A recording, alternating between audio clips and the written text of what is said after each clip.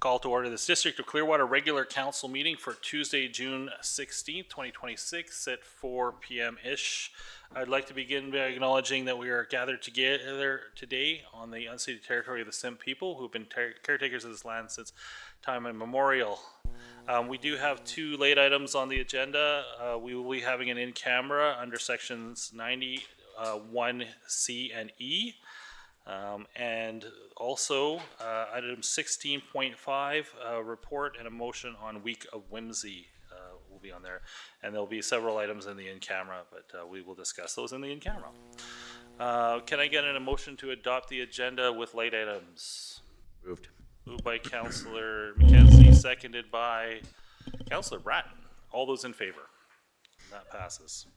Any declared no conflicts of known interest or pecuniary interest? My mouth isn't working today. It is. It's been a long day.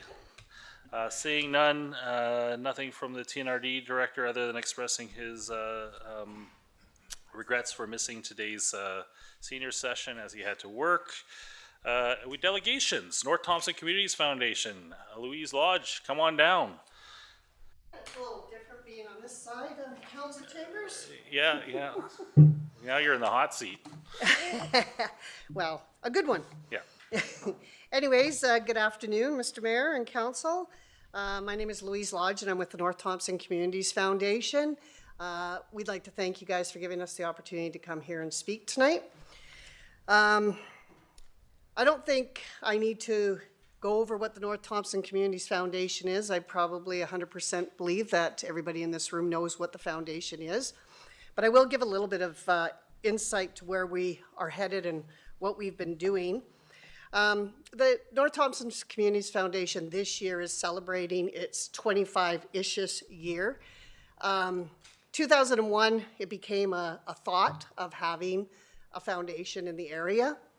It didn't really come into, it was late November of 2003 that it actually became a society and a foundation. So over the last 25 years, the foundation has been working really hard to be able to fund organizations up the valley. We service a very large area from McClure all the way to Blue River. It may not be a lot of people, but it is a vast area. And we've been working really hard to make sure that we have the funds within the foundation to be able to continue to support our local nonprofits. To date, we have over $450,000 within our endowment, which means that that money will always be in the valley, and that money will go to the needs of the valley as we move forward. For our 25-year anniversary, we are currently doing a $250,000 campaign. It's a large goal, but so far I think we're up to $80,000, and we're just going to keep moving towards building that for the rest of the year. If we get that up to 250, we're going to be well over $500,000, and that actually will go far for generations to come. So one of the things for our Legacy in Motion is, does everybody have the packet? You do? Okay, would anybody in the audience like a packet? They've got it too. Why did I have to bring 10? Anyways, it says on your website that I have to bring 10. Some council meetings during the day, we have 10 here. Because we're doing an evening one tonight, things are a little off schedule. That's all right. Yeah, but there's a lot of people that actually watch online after. Okay. During and after. We get several hundred views at some point. So, hello. Anyways. So one of the things that we want to do for our Legacy in Motion is we feel strongly that we need to recognize the residents of this valley, the organizations that have donated to us over the years. For the last 2 months, I have received all of the paper documents from whoever was secretary since the beginning, and I have scanned every single minutes and AGM from that time to present and have gone through it and looked for the donors that started to donate money from the beginning. And so, because we don't want to miss anybody on our wall. We were lucky enough to receive a grant from Trans Mountain for $10,000, and that would go towards putting up permanent donor trees for every donor. And one of the things that we wanted to do is we don't want to just have it in one location, we want to have it in 2 locations. So the District of Barrier has already passed that we can put 1 tree in the Barrier Business Center, and we are here to ask for a location in the Dutch Lake Community Center, because I think this is probably an area where many people come to throughout the year, where it can be present and seen.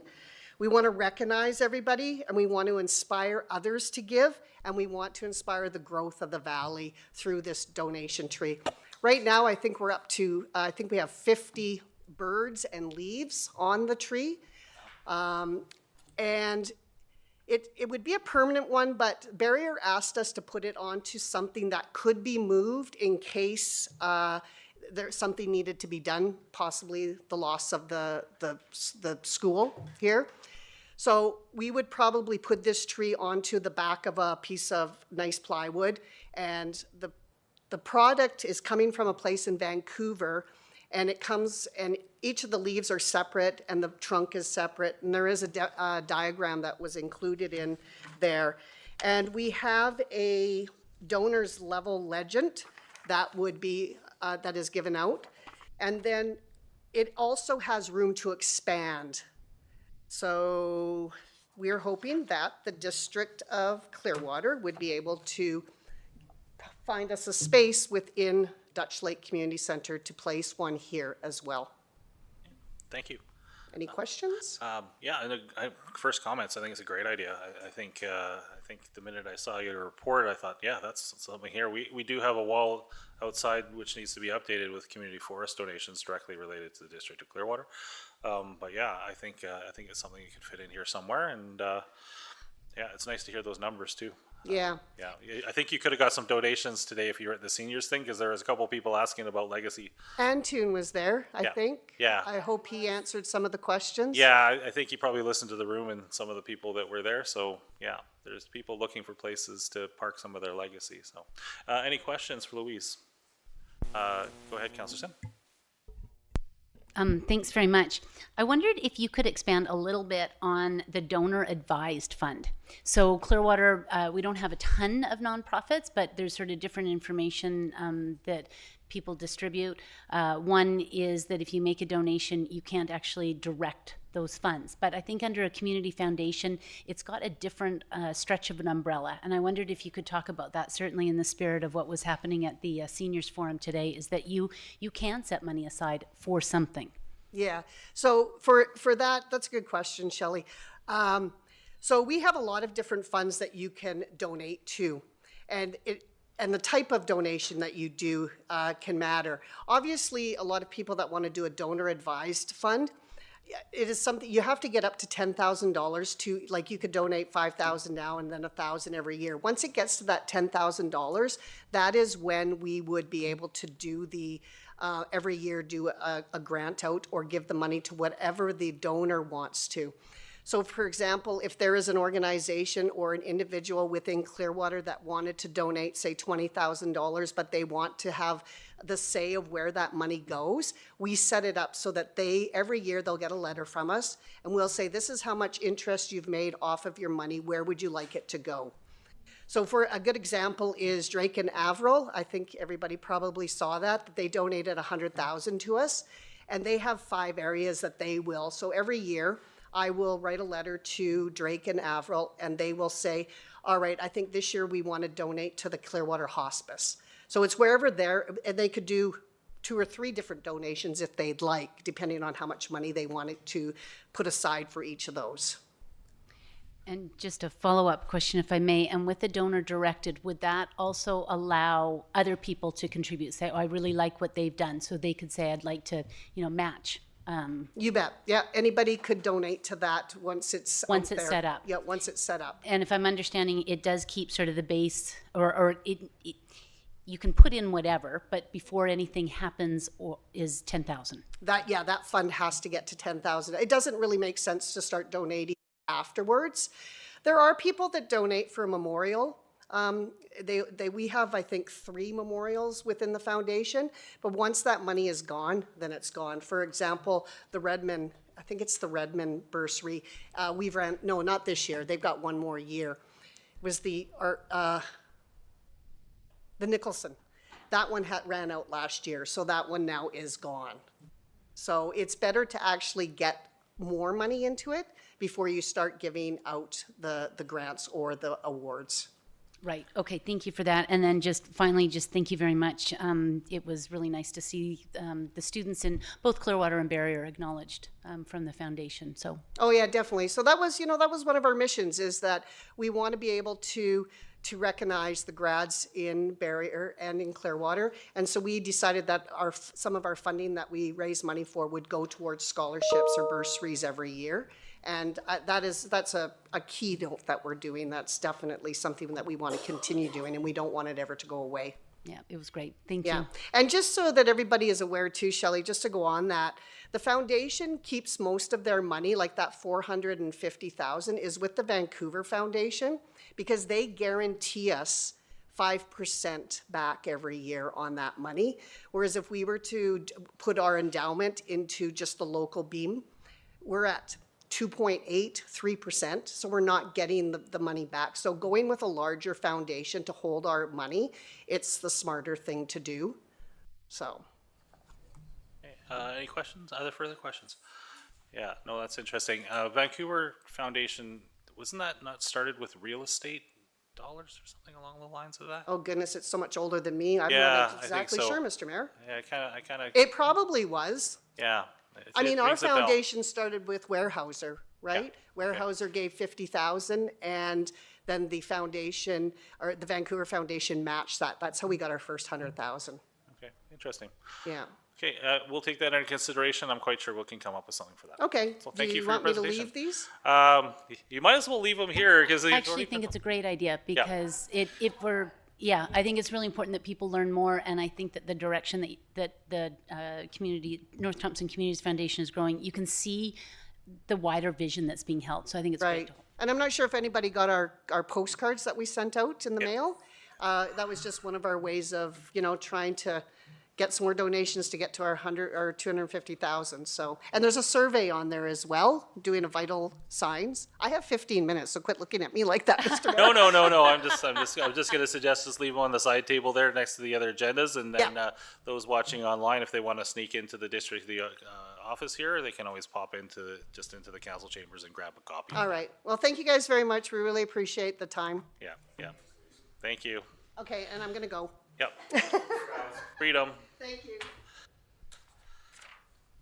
Okay, moving on to adoption of the minutes of council meetings. There is minutes of the regular council meeting held May 26, 26 to be moved. There is a recommendation. Any errors or omissions? Seeing none, moved by Councillor Fizzle, seconded by Councillor Herring.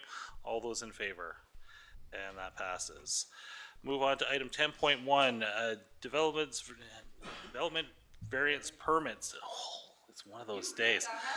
DVP 2601, there is a recommendation that this be approved. Okay.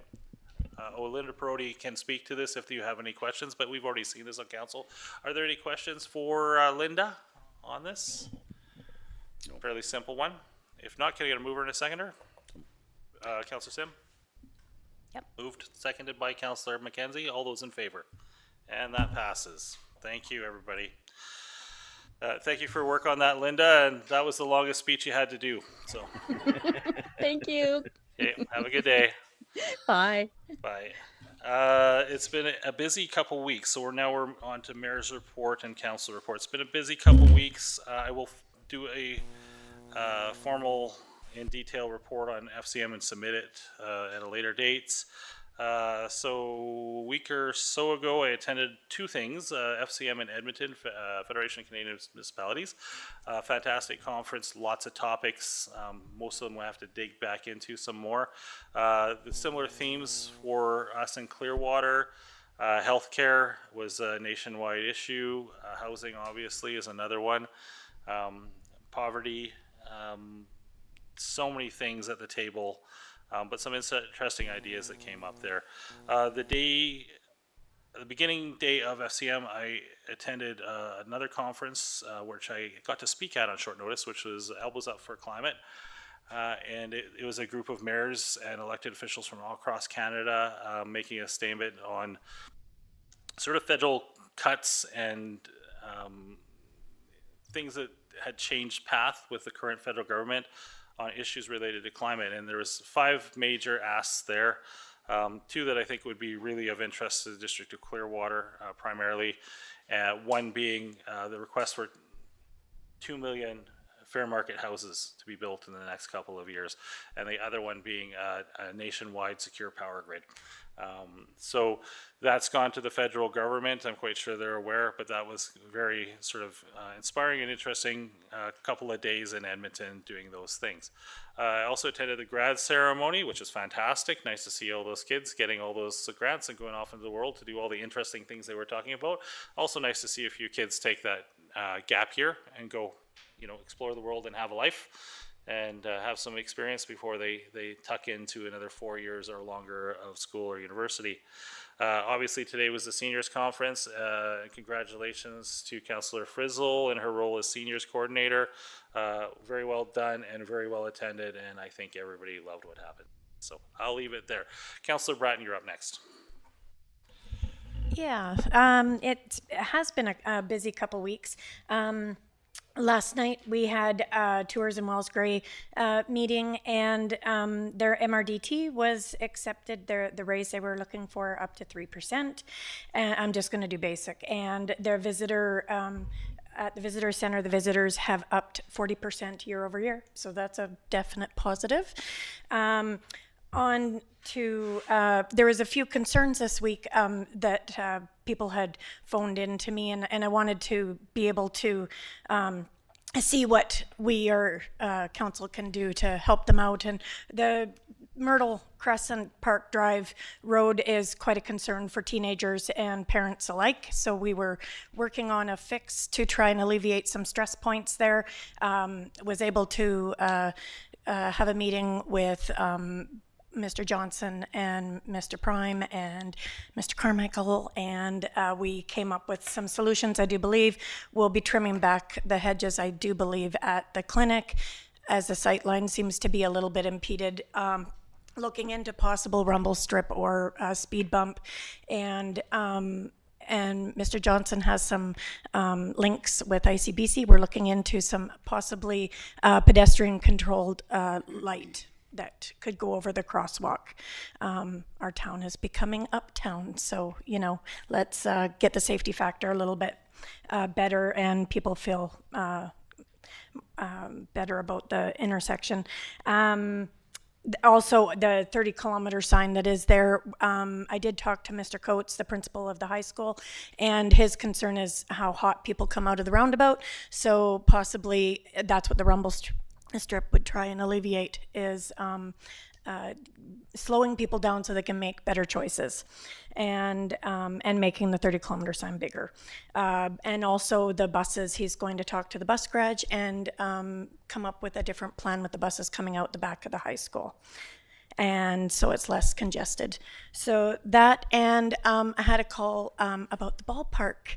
And so we've come up, I don't know what we finalized there. They did a fantastic job updating and whatnot, but our budget seemed to run a little thin there, so there was concern about Diamond 2 not getting finished, but I think we've come up with a new plan, and I'll let that be, since I see Director of Parks here, I'll let him finish that off. And I do believe there's a 12-team tournament there this weekend, so that'll be exciting. And other community events, Clear Wiesen is this weekend at the ski hill, and there's one other thing. Anyways, that's all I had because my brain let go. Yeah, thank you for bringing up the roads thing before I turn it over to Council Frizzle. I did get a fairly long citizen letter that I think was probably inspired by you. Just one of note, while I can bring that up, I did speak with Ministry of Forest, Linro, to their roads manager, and they will be up to do repairs on the Hall Bridge and the paved portions circling underneath the highway interchange. They had actually noted that when they were up to do some business about a week before, but I kind of expanded the area that they should look at. So turning it over to Councillor Frizzle. Thank you. Well, today was the Seniors Forum. I've talked about it a lot the last while, and I think it was, yay! It was really successful. I was very pleased with how it turned out. I think we had at least 100 seniors that came and at least 25 presenters and lots of volunteers. We had Dan Levitt here, the seniors advocate, and he just went and met everybody and talked to them about what they're doing, and the needs that they see, that it's important to them, and he's taking things back with him. So that, to me, that's a success. So it was a really good event, lots of help. I got a lot of people to thank because there was a lot of people that were allowed that to go. So yeah, that's my report because I can't talk anymore. Now you can get some sleep. Councillor Herring.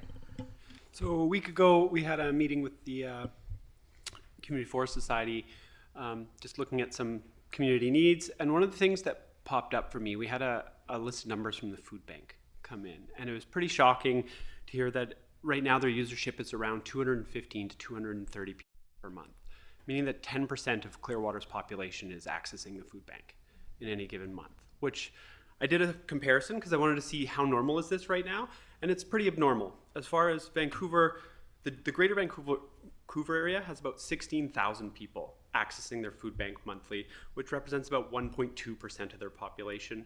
Surrey has 20,000, which is higher, but that represents 2.6% of their population. Kamloops is 1%. Princeton, the only community that published results that were in a similar size tier to us, is at 5% of their population. So Clearwater is disproportionately affected by food insecurity, and I think it's worthwhile investigating that. I look at that as, you know, a lot of our prices here for food are not set locally. They're set regionally, and particularly by the Pattison Corporation.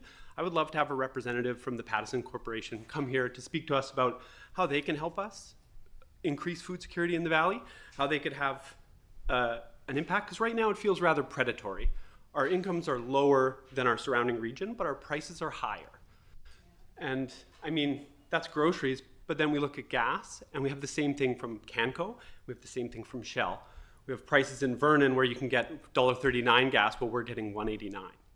So something feels off here in terms of incomes in Clearwater versus cost in Clearwater, and I'm wondering what kind of corporate partners we can call in to give us an explanation of why we are being predated financially. And I think that's it. Yeah, for me, that's it for now. Do you want to make a motion to send a couple letters out, or do you want to Sure, think about yeah, I'd that? be happy to make a motion to that effect if you want to send Okay, some letters. so you mentioned Canco and you mentioned Pattison. The Pattison Corporation, yeah. So would you like to make a motion to ask them to present to council? Yeah, to or- come to council and present on how they might be able to help us with our general state of food insecurity, and Canco in the case of predatory pricing, I would say, for our region. Just before you have that motion, what I am Councillor wondering is Sim, go ahead. Yeah, thanks. Sorry. Sorry about that. With the data that they provided, was there a breakdown? So do you know what pockets of our population are being adversely affected by this? Because these are difficult numbers to receive. Yeah, there's no breakdown, only the numbers of food bank visits, and that's what's published by other communities as well. So I just basically use population versus number of food bank users that are published. Yeah, and I think there some consideration has to be given to the fact that it serves area, which would be Little Fort to Blue River. So when I talk outside of this room, I use 4,500, 25 being in, but I think even that's excessively high. Yeah, and that would be true of Yeah, that would still Princeton be as well. That would or- be 6 or 7%. So I think it's worth looking into for sure. Okay.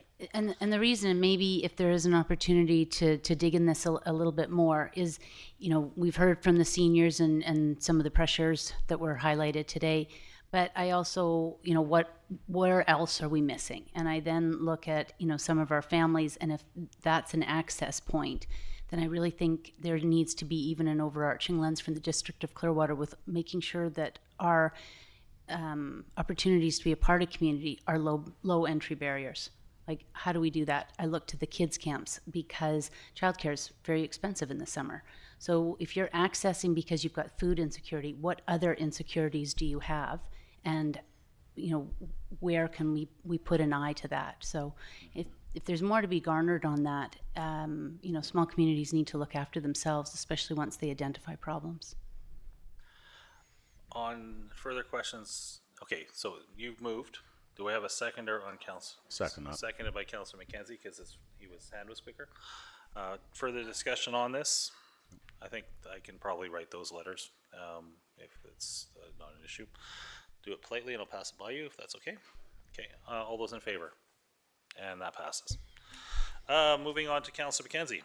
Yeah, thank you, Mayor Blackwell. Not a lot for me since last meeting there. I did attend Grad Friday evening, and I was invited to be the MC for the prom on Saturday night, which was pretty cool, different experience for me. Went off without a hitch. Hot lodge, but a full lodge. And when we tried to open the doors to get some draft, you want to talk about mosquitoes coming into that building. But everyone that set it up, right to the whole grad committee, faculty, everyone involved, it was a really great weekend. And if you're a parent or a teacher to any of those students, you should pat yourself on the back, because that was some of the greatest 30 grad students I've ever had the privilege to have conversation with, and every one of them, you know, and to the point where they come up and thank you for stuff like that. It's not a common thing you see out there, right? But yeah, really great weekend. Nice to see some old faces too. I had friends coming to town for family members that I haven't seen for probably 30 or better years. So yeah, it was a great weekend. And other than that, just a reminder about our Canada Day stuff, our events down at Dutch Lake for July 1st, and also Indigenous Father's Day celebration they have going. I believe it was at the Info Center, but I should double check that. But I'm pretty sure it was the Info Center. It's this coming Sunday? Sunday, correct. Yeah, Thursday is this- 21st? Yeah, 21st, that is this coming Sunday. yes. Okay, cool. So, and that's it for me. Thank you. Thanks. Councillor Matheson is away. Councillor Sim. Thanks very much. So to fill in some of the blanks, the first line dancing was held at the Ski Hill to another packed house. So we are certainly going to need some expansion area there. And again, you know, what was great about the group that put that on is that they were making use of third spaces. And again, it was a low barrier entry for social and huge demographic, which was great to see. Also attended the 100-year celebration at the Legion. They did a really good job there, and another occasion with a packed house. There was a comment from a citizen there, and they asked, and maybe the mayor, you know this, about any of the TELUS upgrades for cell coverage in the North Thompson. I don't want to lie to you anymore. TELUS is just going to have to finish it. As far as cell phone, the thing that I know about at this particular point is only the 1 gig download speed on an internet. At this point, TELUS has said that they're not going to be any major cell phone upgrades as far as transmission towers. Several members of the TNRD have pitched this. Rogers is actually doing far more work west and south of Kamloops on cellular upgrades. But at this point, I have heard nothing from TELUS that they intend to do any improvements here. That said, the last time I got an answer like that, TELUS spontaneously did upgrades on internet. So we can inquire again. That is another letter worth of a motion. It is worth a motion, and I want to tie it into what their concern was, which I think is really valid as we go into the summer season, as we watch what's happening with Kelowna. Without adequate cell phone service, which is essential for the Voyant app to work. So if you've got areas that are low, you actually don't have access to that. And so to that, yes, I'd like to make the motion that we write to TELUS and inquire about Cell phone improvement plans for our area, and urgently, and the whether or fact not- that the Voyant app is tied into their service. Okay. Okay. Further thoughts or discussions on that? Yeah, just Seconder need a on that? second. I'll second that. Okay. Yeah, no, I think it's a great idea. We haven't touched base with TELUS in a little while. They do reach out, but I don't think they presented to council. So this might inspire them to present to council and let us know what's going on. And it would be good to have a letter, because I think if you know, as to your point, is that it's waiting, they've just got to finish. I think the documentation of the correspondence would be important. Mr. Prime, do I see you needing a response? Sorry, just one minor clarification. Voyant Alert does work on your home Wi-Fi, not to say that cell improvements aren't important. Yeah, it works to email, home Wi-Fi. It depends on what you sign up, but that's a good thing that you update and you specify. Anyways, I think the thing is if you're Yeah. traveling, if you're doing anything, you do have your computer in your pocket. So to me, you know, they've asked for it. It's worthy of this letter. Did and I the say advocacy. all in favor on that? All in No, favor? not yet. Okay, there we go. Thank you. And then the third, which, you know, was really nice to see so many people from council out at the graduation. It is a really big deal for this town. And it's a big deal for a lot of these kids to cross that stage. It wasn't hard. It wasn't easy for all of them. And they did it. And we heard some remarkable ambitions, which was great, including a number of things going into the healthcare, which leads us into the next one. Community Recruitment Committee met on May the 27th, and then we had the opportunity to welcome the new physician who will be joining us in August.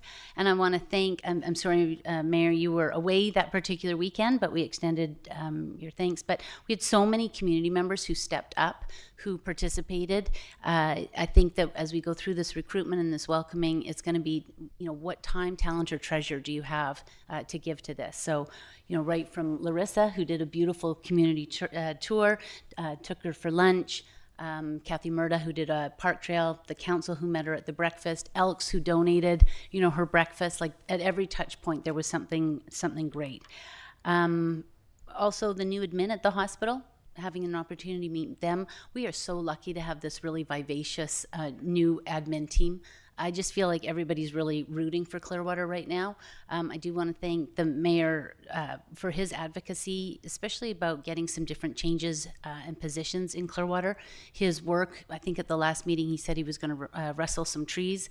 I think he did. The forest roared, and there's some movement on there. It does lead me to think, and maybe it could be something that council could reflect on and have ready for July, but where do we want to be involved as a council in this journey of recruitment? What do we want to see? And I looked at things where I was looking at the Tourism Wells Gray. They're looking for the face of Clearwater. We've talked about that our video was a good video, but it's a little outdated. Is this an opportunity where the district could maybe join into that video and have some sections that we do on our own? We've talked about ideas about what's the ask, what's the offer, you know, free parking at the hospital, maybe a signed hat from the mayor, but putting something together. Would the council want to see some of our swag be donated to this? Like, we need to have a concerted effort for it, and I'd like to know where council wants to play a part in this and how they see that working. Think about that one. Send Councillor Sims some ideas. I'll bring it up later. Yeah, and I think certainly to be ready for the July meeting, because this is going to, you know, take some effort. We can probably do some interim and, you know, looking at for things. If we're fortunate, 2 doctors will arrive this year, but we're going to have to do a lot more for some of that locum support. Just even gestures about, you know, welcoming them. Like, we're really trying to work on, you know, I think Brickfront, they've got a new snack pack and said, come back snacks. Doing Love Where You Live labels on the back of them, so every locum gets something like that. We really need to pull together time, talent, and treasure. So if you could think about that, and then let's assign some dollars with a targeted plan, please. Thank you. Oh, and last one, thanks to staff for the tidy up around 37 East for the parking. That looks great, and by evidence today, there was lots of room for it, and I think as the line painting gets done and RVs move down there, it looks a lot better, and it's making a lot more clear. Is there any plans to have better, you know, targeted RV, or is there parking, or is it just going to be the one sign, and it's just, you know, park as you go? Yeah, go ahead, Mr. Johnson. Thank you. Yes, through the mayor to Councillor Sim, there are plans to actually delineate the parking a little bit more in there to try to make it more effective. We're still waiting on some large RV parking signs that we can put on that road so people don't accidentally park too close to the beach with their large RVs. That's actually a pretty busy site. And of course, with the cenotaph being relocated there as well, it's going to be quite active in there. Yeah, I think it's good that we're working on that. Okay. Great, thanks. Okay, good. Thank you for your report. Anything that you would like to add on your CAO report spot? Thank you. Just a couple of quick points. While talking about the cenotaph, we've heard some comment in the community that what's happening, let's get this show rolling. We don't want to be without a cenotaph in time for the important Remembrance Day ceremonies. So we're actually bringing up monument specialists to help us to make some recommendations on how to move that thing carefully and safely and make recommendations. And they're coming up in June. After that, we will, once we have that advice, we'll be moving full steam ahead on that one. So we feel that that can be successfully relocated and made to look very nice easily by the time for the ceremonies. One other comment, and I want to follow up on Councillor Bratton's comment about the Kapuscinski Ballpark. So that project was two parts, as you know. There's seating caps placed. That part is being completed. Then diamond number 1 has been completed, where it was leveled, the infield was leveled, and then actually crowned to keep the water off. Diamond number 2 is not quite completed yet, but we're still working on that. I have to report to council that project is probably going to be in the order of $10,000 or up to $12,000 over budget, and that's due to some issues we found actually replacing the caps on the bleacher seats, some maintenance issues to the bleachers. Our goal is, and we think it's still doable, is to have that completed for the big ball tournament, what happens next weekend. So, and council will hear back on that spending item at some point in the future, probably not too distant future once we know what that is. It's a small enough item, and I think it's an important project that we just need to keep pushing on it till it's completed. It's been a challenging year down there from water, just because it's down on the flats, down on the Strawberry Flats, and the drainage down there, as everyone is aware, is really challenging. And then in a high water year like this, there's really nowhere for the water to go effectively. So the mounding of the infield is really important. So that one, we're still got our fingers crossed that it can be completed and finished off for next weekend. Yeah, thank you for everybody's work on that. And yes, I when you talked earlier that this would probably go over budget, I mean, I'm not surprised with the amount of rain we've had down there. And then as somebody who's replaced existing projects and stuff before, especially platforms, until you remove what's there, quite often you don't know the rot or the extent of the damage and things like that. So it's understandable in this case. Any questions on those, Councillor Sim? Yeah, just something that just to follow up that we addressed at a previous council meeting. I'm wondering if you can give an update on the tourism providers who are needing to move over into a different type of business license and how that's going, and if there's been any challenges. And we didn't know what this road would look like. You know, we had asked sort of, are we going to be okay for office support with that? Is there anything that council needs to do, or from your perspective, how's it going? Thank you, Councillor. Would you be able to clarify that question when you say move over to a different type of business license? Are you talking about short-term rentals? The short-term rentals as passed. So short-term rentals are still a work in progress. They are, it's, as council is aware, when you look at the volume of information that must be collected, it's not an easy process for property owners to go through. We're working with property owners to try to hopefully facilitate it. We've had somewhat have cleared that process, so it's challenging. So, but we're trying to work through those issues. I don't think we're prepared at this point to say, oh, here's a problem or here's a problem. I think as we get more experience with it, we'll see what those pinch points are. And some of those we may be able to address within our zoning bylaw, which is being worked on, as you know, right now. So we'll work on those and bring a report back to council as we get more information on that. Sure. And I guess just to follow up on that, what I am concerned about is because, and as we discussed in the meetings, is that this was something that the province sort of brought upon us. We were caught a little off guard. We didn't think that Clearwater was going to be eligible because of the 10,000, threshold. My worry is those people who are caught in the storm and are looking at a summer season that there's going to be a penalty for, and how we are helping those particular operators navigate it. And I do look to what Councillor Herring said in that first meeting, and he said, if there's been no complaints in our community, and this is a download from the government, and now we're supposed to create some sort of legislative web, and if our tourism providers who we've relied on so heavily are the collateral damage, are we able to help them to make sure that they're okay this summer? Especially if they've had business licenses from us. So that is quite a complex question with a lot of different facets to it. Probably if you talk to 4 or 5 different operators, they would come back with different concerns or comments, or perhaps say it's working just fine, right? The issue that we have is that the district is a regulatory body. You know, we are a regulatory agency.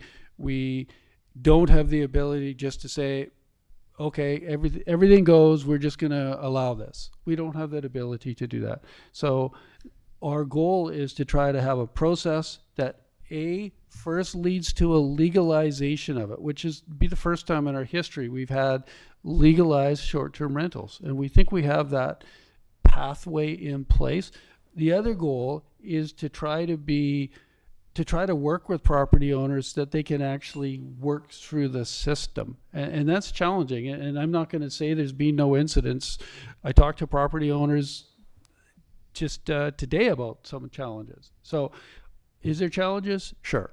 Are we trying to work through them? Yes. But I think at this point in time, it's premature to say, okay, well, we need to do this or this, because the problems are different for different property owners, depending what their current zoning is, depending if they're in the agricultural land reserve. There's just a number of factors there that we have to, I guess, get a little bit more experience with. And I think that those are very fair comments. And I think because it was new, because it is our first launch, you know, what are the gaps that maybe we didn't foresee? What are the unintended consequences?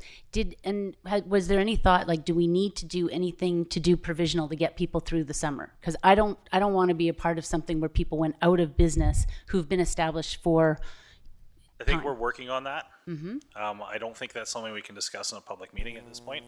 That's fair. But we are working on that, and there's been discussion on that. I think there's, as the CAO has said, there's complexity to this, that it's like a ball of yarn that's been in a tangle. The more you pull at various things, new things pop out of it. But, you know, we are trying to do better. I will say that as an organization. But there are complexities that are still coming out of this that I think in some cases were unforeseen. So I think the vast majority of people are on the path. I think there are a few difficult ones where it gets complicated that we're working through, and we continue to work through. And as the CAO mentioned, he had meetings with some of those people. Some of those people have requested meetings with myself, and I will take those meetings, and I will do my best to offer guidance on that, but also to look to other jurisdictions to find examples of where this is also happening. And we are not alone on this. I'm even hearing this from other areas of the TNRD, but specifics on that I'm going to have to ask about the next TNRD meeting, because like Clearwater, a lot of us use TNRD planning support, so I will ask planning for ways through this, because some of it's pretty difficult to unravel. I think there are pathways to get interim solutions for people that are struggling for longer term problems if we know that the end result is going to be legal compliance, if that makes sense. Yeah, and if I can ask one last question on this, which is one of the things that, you know, which I thought was good, is that we had a number of maybe suites that, you know, cropped up and they were in the basement, no egress, no windows, and so there was some challenges. How many have come forward that, or maybe you can't say, but are we bringing along those who had legitimate business licenses? Because, and maybe the rest said, you know what, there's no way I'm going to be able to go through that process. But ones that have been part of Clearwater's business licensing process, have you, anecdotally, are they getting through? So short-term rentals were never addressed in our previous business licensing process. I know. There were B&Bs. Yep. And some of those B&Bs have made it through the process, and others have there's issues, right? There's, as you say, there's each building is different, so there's a lot of variables, and I can't speak to specific cases on it. No. But there's variables, and our goal is to help people to get through the process. Our other goal is to ensure where people are coming to stay in the community as tourists, that it's safe for them to stay there. So we've got competing goals, but still we want to help people through the process. Okay, Do we have competing goals? Yes, we do. Okay. Public safety. I mean, this has come up this week publicly, where accommodation needs to meet fire code. Yeah, no, and all of those things need to happen in order for a person to be licensed under the business license, whether it be the previous business license and the other one. And some of those are bubbling to light as they do. There is a little bit of discussion online about the need to do proper accommodation, proper building code for suites and for businesses. Generally, that stuff, if we're lucky, is caught by a building inspector when they're passing by, or if somebody legitimately gets a building permit for renovations. As we know, in rural communities, a lot of renovations happen out of sight, out of mind. We are not in the business of following everybody home from the hardware store every time they buy 4 sheets of drywall. We trust that our people are doing with their best intentions, that they will do things that meet building code, and we hope and ask that they get building permits when they do that, but it doesn't always happen, and we know that. This is that kind of community that generally doesn't like government oversight when they don't have to have it. So we can expect, both in the accommodations sector, specifically the STR sector, that we're going to find these things as we go into the inspection process. There are going to be multiple things that come up along these lines. So I feel that they're not competing in the sense that one should shut down the other, but when they come up, they have to be addressed.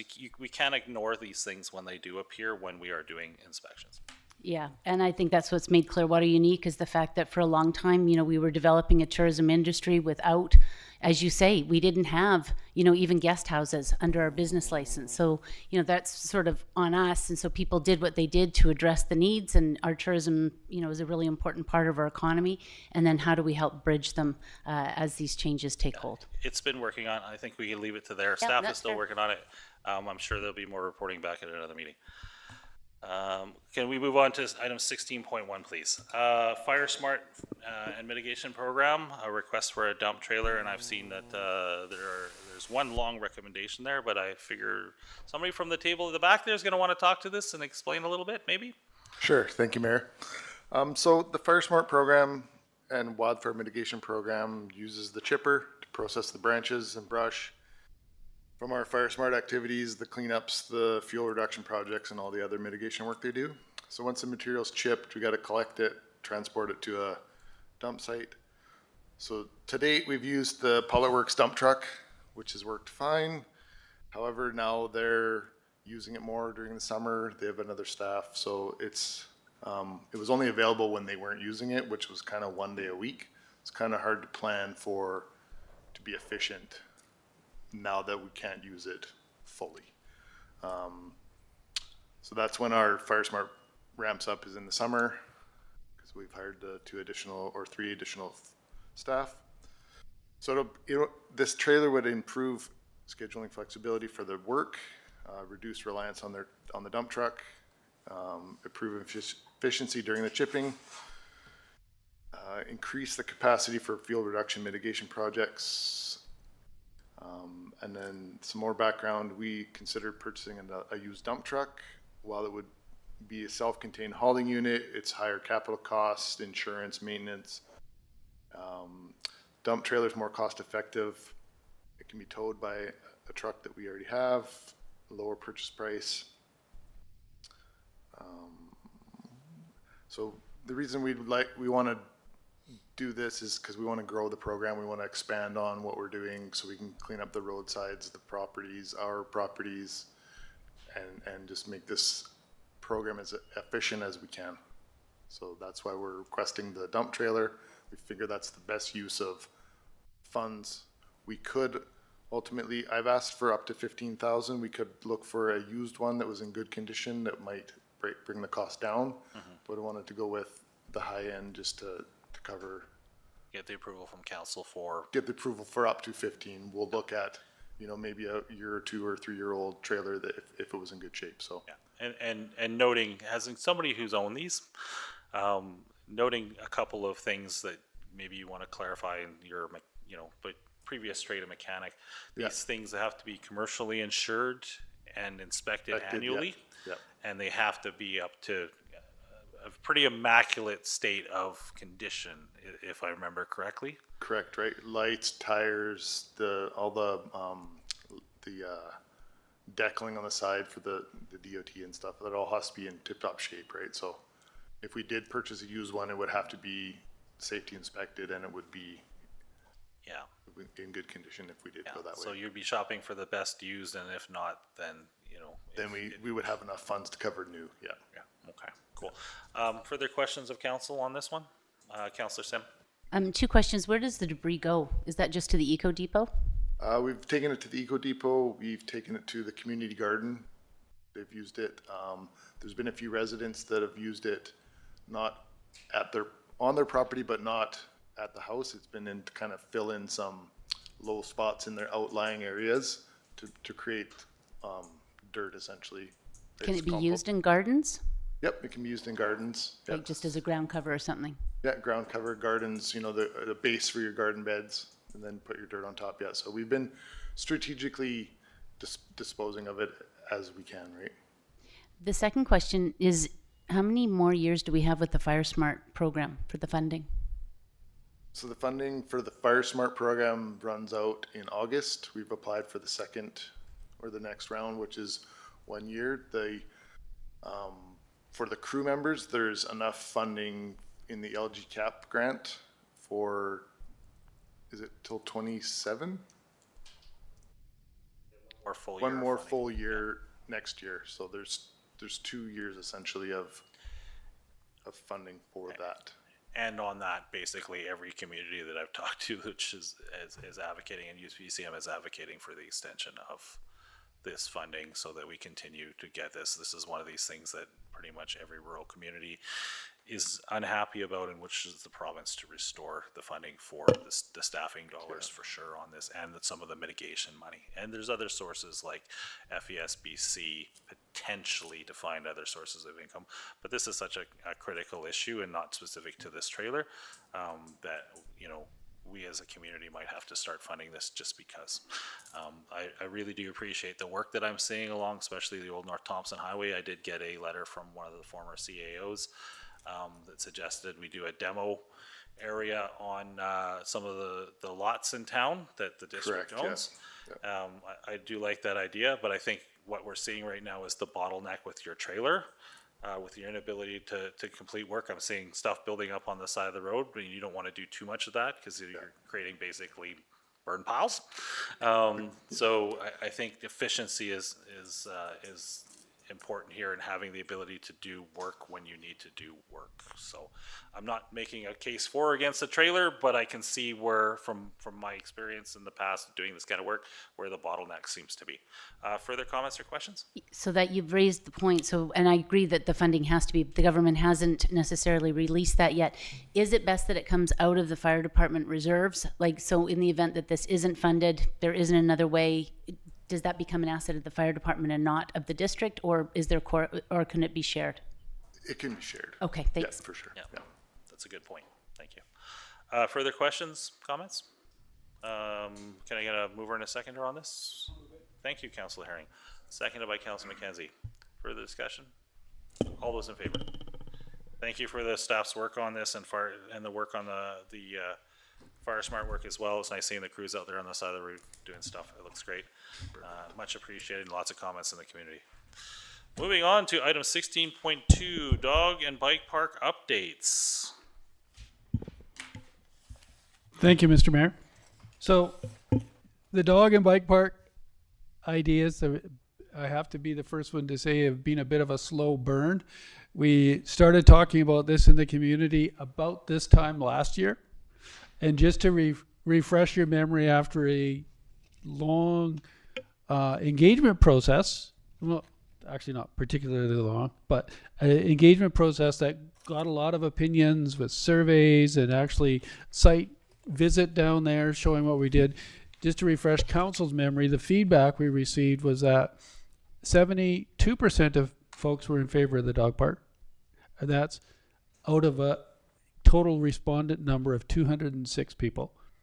And the bike park, 87.9%. so 181 of 206. We're in favor of that. So both highly favored projects. So at the time when we presented those projects, they were both larger projects.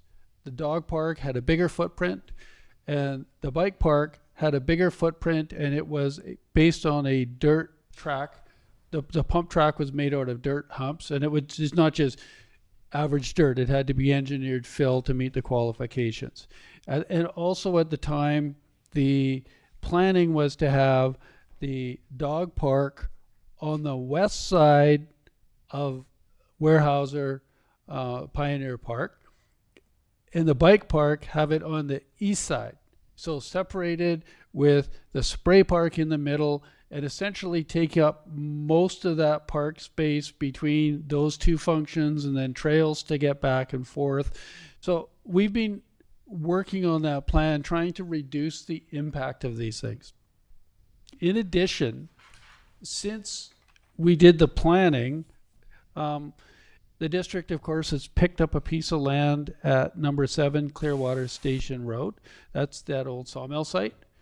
That land is actually pretty well used currently for people walking dogs, and has lots of opportunity for people using bikes down there. So, and potential for future development in those areas. So I think that changes somewhat the plans for what we want to do with Weyerhaeuser Park. So just to go through the actual, there's a visual that you should have on your desk. And I don't know if we can get it up on the screen and it shows what the new plans are. So for the dog park, the plan is to actually downsize that dog park. Our initial plan was a 1.1 acre dog park. Our new plans is we were getting somewhere down around the 0.7 acres. It was downsized to a single enclosure for all dogs. And that was versus our initial plan. We said, let's separate big dogs from little dogs. It still includes the other features, a double dog gate, has to have a machine gate so we can bring in equipment to maintain it, 4-foot fence height, a dog fountain, and a bear-proof garbage receptacle and a bench. So that's the vision we had, with the feeling that for people who want to do off-leash and they're comfortable in an unfenced area, they can go down to our park the parcel of land that we purchased down at the river. So we've downsized it, made it smaller, and then we actually moved the bike park, because it's smaller, gave us the ability to move the bike park closer to it. And the bike park has changed significantly. So in the previous presentation, the park consultant that we had in suggested a design for the bike park that would really have features for all age groups. So there was for little kids, big kids, and for adults to use, with the potential for building some, bigger jumps for what would scare the average user. Maybe it would certainly scare me. The district is suggesting that, for the same reason that the bike park, some of those features and trails for adult users could eventually be directed towards that piece of land that we did purchase down at the river. Or, of course, in this area, there's all kinds of other trails in the area and other areas where people can ride their bikes, especially adults can ride their bikes. So what we're proposing now is actually, I think, a fairly significant step forward on the bike park. And that's, instead of using a earthen bike park design, moving towards a modular design. And so that's based out of galvanized steel and with the track of fiberglass. That sits on top of a prepared site. So basically you flatten the site out and you place that. The concern with dirt construction is that features eventually break down, right? After a couple of years, they break down. Or in a really wet time of year, they deteriorate quite fast. Or in the springtime, you got to try to keep riders off it when it's wet. And similarly, if it snows, you got to keep riders off it. The modular design doesn't have those flaws with it. It stays like it is without breaking down on an annual basis. So that should result in some better annual maintenance costs, probably substantially lower maintenance costs, an extended season, and no, as mentioned in the report, no need to keep the riders off the track. The downside of the modular tracks is that they have a higher initial cost, but we feel that will be offset by annual savings. So the bike park request came from a group of advocates in the community who came to council and sent us a letter and said, can you build us a bike park? So we sat down with the key individuals from that group, and we showed them what these plans were. We actually had a visual showing what this looks like in practice, and I'm hoping we can put that up on the screen. They were really supportive of those changes. They liked it. They didn't have concerns. They actually also liked the idea of maybe in the future being able to develop features at down in that new area as well. And that would of course be subject to council approval in the future. So what the result is for the bike park is it's a relocation and it's a use of a different construction materials. In addition, so with the plan, and you can see it on the picture there, we've included a expanded parking area, and that expanded parking area is down the old Myrtle Crescent right away. And what we're proposing is just to screef off the very top of it, gravel it, and use it for parking. So, and that's what you see there. And for clarity, it's not that we're opening that road up to the public. It's not a public drive. There will be no drive-through ability on it, but it is an area because we feel there'll be expanded parking. The advantage to this parking design is that there was some concerns expressed in the public about, dogs wandering around the park from the parking lot over. Well, people can unload their dogs right in front of the dog park if there's concerns about them wandering around the park. The other advantage of this design is that if parents come and they have kids, one kid wants to go to the splash park, another kid wants to go to the bike park or whatever, it's more contiguous so that they could probably keep an eye on the kids better to watch what they're doing if they're the helicopter parent types. And then finally, there is a much less neighborhood disturbance with this. You'll see that there's essentially 3 homes now that are bordering the active recreation areas versus the whole length of the Weyerhaeuser Park before. So I think it ticks a lot of boxes. And this is the one track, the design that we're looking at. And then there's a smaller straight track, which is right there, the beginner track. So that's for kids on striders or bikes and they're first getting through it. And we've actually heard that quite a few of the folks will come here with skateboards and stuff too. So it's not only bikes and, if you're not a bike, get off. It would be skateboarders would probably end up using this as well. So again, we presented this plan to the bike folks. They were good with it. So the advantage of these changes are less neighborhood disturbance to those living beside the park. Maybe easier for parents with kids using multiple features.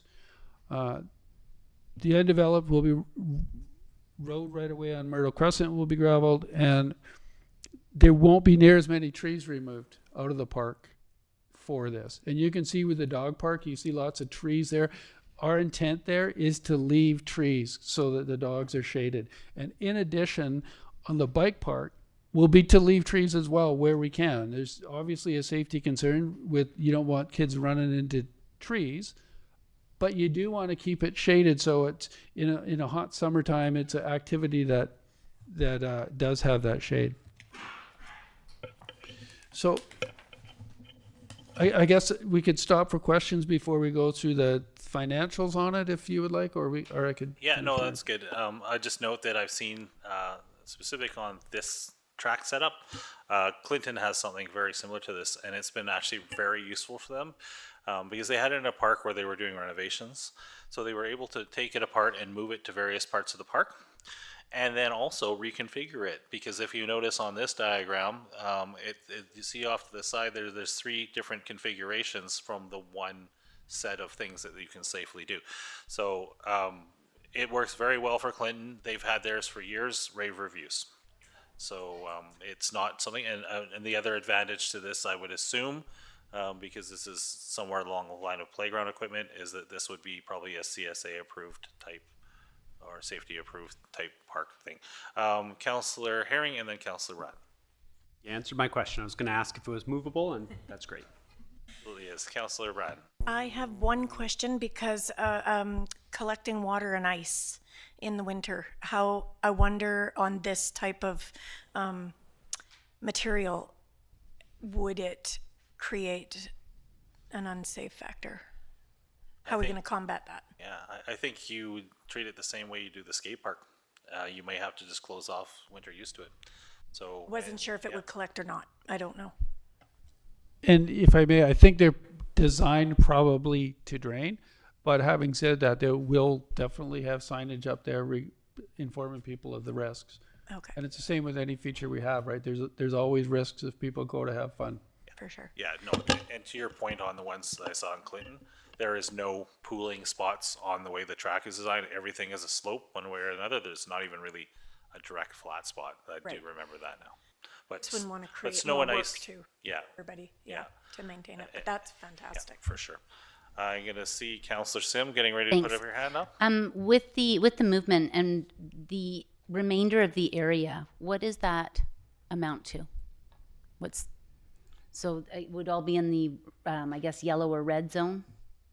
Because that's all still district, yes? So the yellow line on this is the dog park perimeter. So this is all dog, Yeah, and this is? bike. And it should be noted, and I didn't mention it, but you have a very good point. The remainder of the park then remains, in its current condition without plans or any immediate plans anyways to do any development over there. So there's more future potential for that park. So it does. And that's the free question up I'm quite a asking. bit of So do you space. know approximately how much is left in that for potential development? Because if we are looking at infilling, if we are looking at down the road, how much is left? That's a great question, and I can't give you that answer. I would say more than 50% of the park would be left. The dog park is about 0.7 of an acre, and that whole site is right around 5 acres, I believe. Okay, so plenty of room, so different Yeah, expansions. straight Okay. behind the Bilo building, there's significant area. I would say, yeah, it's probably. Well, it is deceiving. That's why I was asking. So And it's a valuable piece to the district for lots of different reasons. So looking at that, Which thank is you. also why I love the fact that the bike park is movable and theoretically the dog park, if we outgrow that, can be moved as well. in the 100%, future. but it sounds like there's lots of space. Further questions or comments on this? If you want to go into the financials now, Mr. Johnson. Thank you. So council in its budget process approved 2 capital projects. The approved capital budgets are listed, and this is on page 53 of 125.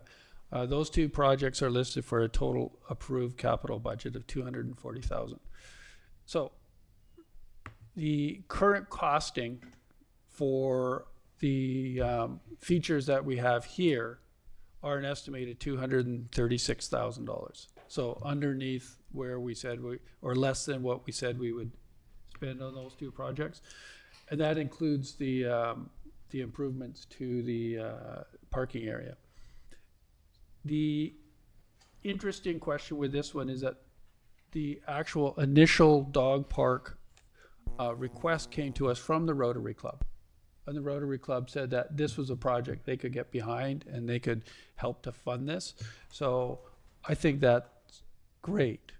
So and hopefully with these new numbers, they can go back to their club. And I've heard from Larissa who's in attendance, that she is planning to have that conversation with her club shortly. And then I think whatever they can raise will help to offset this, or perhaps help to, if there's features we want to add in the future to it, I think it's great. The other interesting one that perhaps we should be sending a letter if council approves this is we had our Area A director at a meeting say he strongly supported these two projects. So I think a funding invitation would be a great thing from council to send to him to. Anybody want to make that motion? Moved by Councillor Herring. Second that. Seconded by Councillor McKenzie. All those in favor? Approved. So having said that, I believe the project, rather than waiting for these extra sources of funding, we should go full steam ahead, at least as full steam as municipalities go, and we should get rolling on this. Thank you. Any further questions or comment? I agree with that. I think we should move forward. People have been asking for this. And, you know, it'd be nice to give people something in the near term. Yes. Further comments or questions? Councillor Sim. So what exactly does that time frame look like from a government's perspective? That's a really great question. And we can't actually answer that question because the dog park, very doable. We can get moving on that one. I understand there's going to be some POs issued on that one very quickly. We're going to go out for the bike park out to bid, and we're actually going to say to there's a number of manufacturers who make them, tell us, here's what our budget is, tell us what you can do with this budget, and give us a plan, and then also tell us what your delivery time is. So we haven't, because that would be presumptuous to do that before council had agreed to, yeah, this is the direction we want to go. We haven't done that. We will be making those calls very quickly or posting that bid very quickly. And then we'll figure out what their time frame is. And we don't know what they have in stock. So our goal is sooner than later. You know what? That sounds so fast for government. That's excellent. With this and the site prep, is that something you foresee starting on right away, or you have to wait for? The site prep, I presume we can start on once plan is approved and we know where it's going to sit. We can start on that site prep. Yeah, and there, you know, there's obviously considerations with that. How minimal ground disturbance is generally a good idea. Sorry, what was that? Minimal ground disturbance is generally a good idea in this day and age. So. Yeah, and my final one is, while we've got sort of this budget aside, are we holding back our own contingency or asking them to build that in?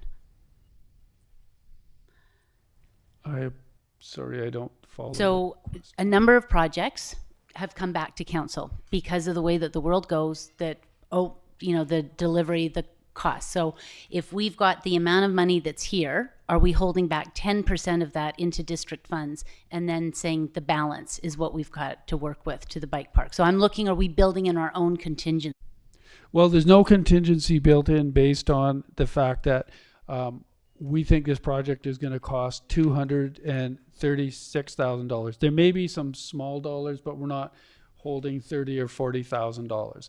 If we come back and someone says, hey, you could have this ultimate design that council really loves, we may bring that back to council to say, okay, here's our options. Do you want us to put a little bit more dollars in this? Or if we actually get something similar to what we anticipate, and we hope we can because it was based on quotes from manufacturers, here's what this will cost.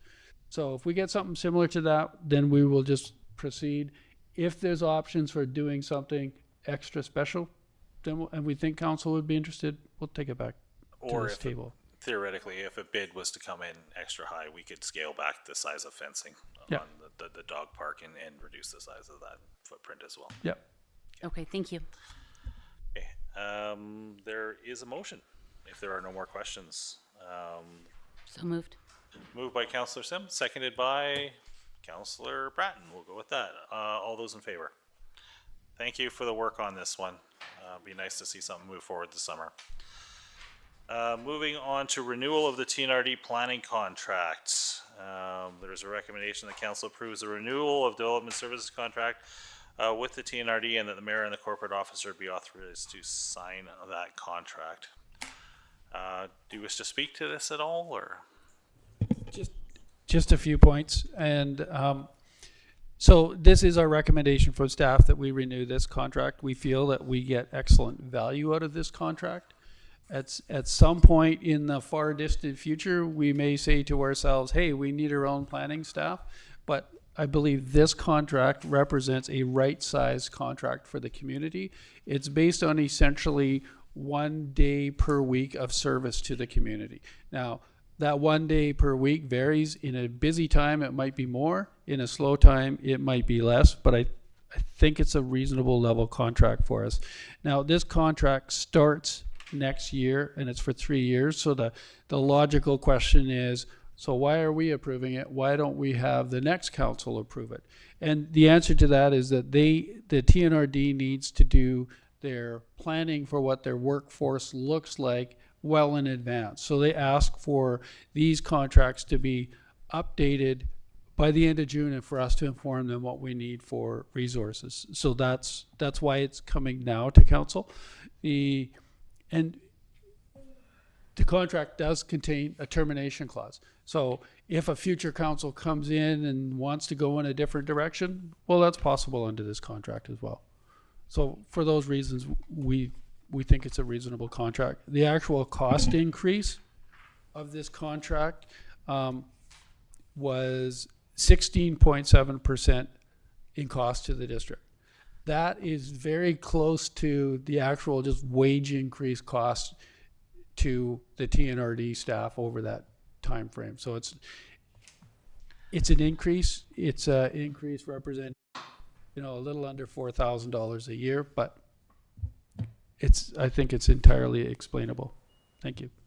And to put a little context on it, I think this is great value for the dollar with the level of business we have right now going on here in inspections and that sort of thing. Needs that may change depending on some of the stuff that we're coming across. But talking within the TNRD, I think 3 or 4 years ago, building inspector, not even planning services, it's sort of a different thing. The hourly rate on those folks was in the high $40 an hour. To set up, say, a building inspector, which is not the same thing here with all the gear and that sort of thing, was in the $150,000 a year range for one position. So between salary, equipment, et cetera, computer access. So at this point, until we hit that phase of growth in Clearwater that demands us to have that in-house and to the scale that that person is a full-time employee, this is good value for money to at a $4,000 and a bit increase even. So any further questions or thoughts? Councillor Herring. Yeah, I do think this is a good value for what we need in terms of planning. I'm wondering what type of monitoring do we do on the effect of this service? So for example, do we have expected timelines for development permits that we monitor just to make sure that we're getting sort of bang for buck over the course of our agreement? Timelines are very challenging to monitor because depending what it is, if it's a large subdivision application, for example, that takes a significantly amount more work than a simple planning report, such as what we saw today come to council, right? A development variance permit is relatively simple. So I guess the interesting question is, to me, is if we would really have to stratify the response by the type of application.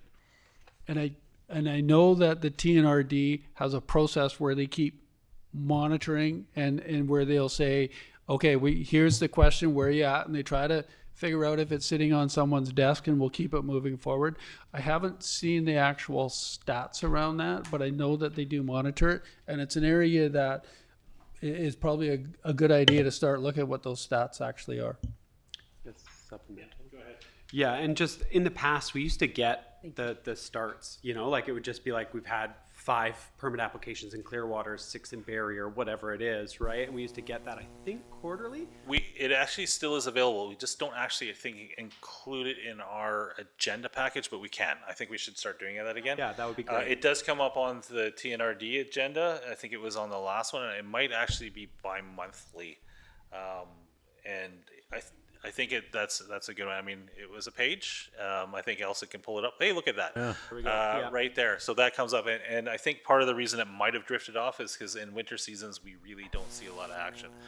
But yes, I mean, it's good to see these stats. And the years that we seem to have things like, oh, I don't know, a hotel development or a mall building being built, the numbers were quite spectacular. On other years, it's so-so. But you do get to see comparisons with other communities as well. Yeah. Yeah. So I think staff is taking note that would be nice to bring that back to future agenda packages as an information item. Okay. Anything further for questions? If not, can I get a mover and a seconder on this one? Moved by Councillor Sim, seconded by Councillor Frizzle. All those in favor? And that passes. Thank you on that one. Soji. Sorry, not Soji. That's a place in Russia where they had the Olympics. No, that's another thing. Okay, never mind. It's been a long day, folks. Sophie report. I have a cousin, Sophie, and she spends a lot of money. I hope that's not what this report says. Anyways, there is a recommendation that council resolve to approve the 2025 Statement of Financial Information Sophie has presented, and hereby authorize the mayor and director of finance to sign the attached statement of financial information prior to forwarding to Sophie to the ministry and posting for public information. This is a legal requirement of local governments. Ms. Claassen, do you want to speak to this at all? I'm available for questions if council has questions. Go ahead, Councillor Sim. Thanks very much. So the question that I had sent in, but I recognize that you were away, is in regards to True Consulting and the report, are you able to break down how much of the funds that are paid to that particular company are from the grant funding? I didn't do the detailed analysis. However, the grant funding for the meter program, the water meter program, or for the bridge, covering the bridge, it's about, I would say, and then also for the water course bylaw, like they've done a lot of work which is totally funded by grants. I'm guessing it's about 80% of their work is grant funded. Yeah, and I think that that's really important to note, is that while the dollar number looks high and why is the district, spending so much, it is grant funded. Yeah. So just as well, they did the OCP program and they did the DCC bylaws as well. So and there was OCP, a lot of work. Yeah. The OCP and the DCCs, yeah. And a lot of that, thank you for bringing up the OCP, because that was another one where we did, on that initial one, get grant funding from the provincial government to accomplish that task. So that was taxpayer dollars, but not directly collected municipal taxpayer dollars. Yeah, that's right. The follow-up question is, were the legal fees on is that sort of per norm as what we've normally seen? There are norm on legal fees. I don't know if we've had 2 years in a row where they've been the same.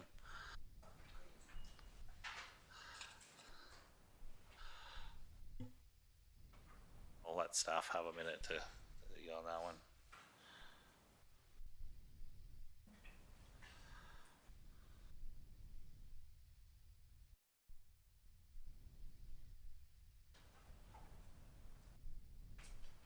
Maybe get back to. No, she's got it. Got it? Okay.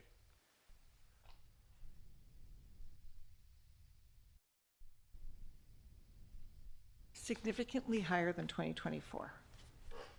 Okay. There you go. Great. So there's opportunity for savings, ideally. Yeah. The less trouble we get into, the more money we can save. Okay. Thank you. Okay. Thank you for that. Seeing no further questions, all those in favor? Okay, and If we we move have on someone to. motion it, we need a motion. Oh, sorry. Yeah, I thought we did. Did we not? Okay, sorry. Moving to seconder. Frizzle and Bratton. All those in favor? Thank you. So Sometimes in the whirlwind of conversation, it's easy to get lost and realize you're not in Kansas anymore. Week of Whimsy, late item 16.5. I note the minutes from the Public Art Advisory Committee are on table, as is a motion. Yeah, and it was really just, we had talked about this last time, but I think it's really important that we keep council informed about what the committee is doing with the murals. Certainly that public engagement and making sure that these minutes are a part of public documents, and so the public can access them. In particular is the community survey results. I think that the committee was really happy about the number of respondents, so 57 of those, in addition to the number of people that had also had the personal engagement. You can see there, what the community was interested in. Nature and wildlife, local history, indigenous culture, outdoor recreation. So for Dutch Lake, the survey responses leans toward nature, wildlife, water, lakes, environment, and a calm or peaceful mood. So those are the themes that will be coming out for a request for proposal. When they do come back, of course, it does come to council, but I wanted to share what the community is looking for, so we don't have any surprises. Are there any questions on that part? Okay, and so just to do further updates, because this was an hour's meeting, but gosh, there was a lot talked about. Thank you, Councillor Frizzle, for being there. Given that the fact that we've got a $10,000 budget available, the committee agreed that the first priority would be to look at Dutch Lake, if there was any funding left over, to look at the wall by the skateboard park. The committee is looking at some of the panel costs. It would be a mural that would be attached, so it could be removed. So it's not anything sort of permanent, and this is quite common in a number of communities. And I think that's about it. So we will be working along with staff on getting that request for proposal out, and then doing the call for artists. And then that leads us into the second one. We had talked at council about the idea of the Week of Whimsy, and this was really just to infuse art into our community. We've talked about it. We've talked about how sometimes it really isn't fun to see something along the park or along a trail, nature art of anything there. It looks like this will be incorporated into the Children's Art Festival, which will be great. Maple Seed has also said that they're very keen on getting a part of it. The idea was also to possibly have a Whimsy art station at Canada Day. That we may not have enough time. It's just a consideration, so that is something that the committee would take on and not download onto staff that way. And then it was an area about where a trail could be, where some of the Whimsy could be. And that's the motion that needs to come to council. So the motion that the committee passed was that the Public Art Advisory Committee recommends to council that the Week of Whimsy is an initiative that the committee supports and thinks would benefit the community. Great. So I've now put a motion on table that basically would allow council to confirm a pilot of the Week of Whimsy. It's slated for August 6th to 13th. That council approve the designation of the following trails and park areas as pilot locations for the 2026 Week of Whimsy, including the installation of temporary wayfinding signage indicating the start and end of Whimsy zones. It's government talk. The three that we've included are the Hospital Trail starting at the Information Center, Highway 5 Trail, Information Center to Dutch Lake, and the River Trail, Dutch Lake to Trailhead to the beach area there. And that staff be directed to work with the Public Advisory Committee to coordinate implementation, safety oversight, and community engagement. Okay. I'm going to start with any comments or thoughts from staff on this one. Any concerns? Thank you, Mr. Mayor. So the River Trail is Crown land. So I'm not sure that we can include, or I think we would have to inquire about A, are we allowed to put some even temporary signs on? And B, are we allowed to put whimsical items on it? Well, let's just take that off. Okay. That's easier. Well, that's what I didn't. Is it the whole one? Yeah. I just wasn't sure because how the district got involved with it and some of our. Yeah. Right? Mr. Prime, if you'd like to clarify. And my understanding is from that the parking area that we don't want is a parking area for some people at the end of the Dutch Lake sub. that point on up is rec sites and trails. Is that not correct? That's correct, Mr. Mayor. The entire trail is a Rec Site and Trails BC trail. So it'd be simpler to remove that at this Yep, point. let's to move take that forward. off. We don't need This- staff to look into any more Yeah, stuff for that. Yeah. It also Amended. also brings in to highlight the need that anything we do there needs consultation. But yes, so you're changing that amendment. Hospital trail starting at the information center. Okay. Councillor Bratton and Councillor Herring, did you have a follow-up? You're good? Okay, Councillor Bratton. The hospital trail starting at information center, do you mean the paved part that's at the information center across the road? Yes, because we haven't yet named our trails, so Exactly. this is the that's best why I I'm can confused. Yeah. Okay, good. Okay, thank you. Further questions or comments? Did we have a mover in a second? Or comment from Mr. Johnson? Not Councillor Johnson, I don't want to never. Thank you, Promote or Mr. Mayor. demote? I'm not going to say which one. So just one final question then. Are the placements of these items, are they intended to be temporary? So there's going to be a removal of the items and the signage at the end of the week, or do they Yes. stick around? So the discussion that has been with the committee is that it is a temporary public art initiative for the week of August 6th to 13th, and then they would be removed. What we are interested in is what does the public think about it? And then, you know, even to do during that week, could you find it, did you see it, post what you like? And wondering almost if some of them might be permanent, but it is not the intention, but it is a lens of how we watch the week unfold. Okay, thank you. So did we have a mover and a seconder on this? You moved, Councillor. we have- It would be, sorry, Mr. Mayor, because it is Councilor Sims' notice of motion, she would have moved the motion. Okay, so you moved it, so seconded by Councillor Bratton. Any further discussion? All those in favor? And that passes. Thank you. We move to page 4 of the agenda, bylaws, fees and charges amendment bylaw. This is for adoption. I believe this specifically relates to the Aikido Club. So we've seen this one before. Okay. Any questions on this? If not, can I get a mover and a seconder? Moved by Councillor Herring, seconded by Councillor Frizzle. I just need to pull up the bylaw for reading. There we go. District of Clearwater bylaw number 337, 2026, bylaw to amend the District of Clearwater fees and charges bylaw number 109, 2013. Whereas section 137 of the community charter provides that the power to adopt includes the power to amend and repeal a bylaw, and whereas the Council of the District of Clearwater wishes to amend the District of Clearwater fees and charges bylaw number 109, 2013, now therefore the Council of the District of Clearwater in open meeting assembles and acts as follows. This bylaw may be cited as the District of Clearwater Amendment Bylaw number 337, 2026 to amend the District of Clearwater fees and charges bylaw number 109, 2013. All those in favor? And that is adopted. Thank you. Thank you for the work on that one as well. Correspondence, there's nothing under either item at this point. There are no notice of motion. Notice of motion. I'm just, yeah, never mind. Public question period. So are there any comments from the public? Questions? Seeing none. We will take we have the need to go into in camera under sections 91C and E. Can I get a mover and a seconder on that? Councillor Fizzle, Councillor Bratton, and all those in favor. We will take a 5-minute recess. We'll reset. See you back here. We'll call it 5:45-ish. Okay, thank you.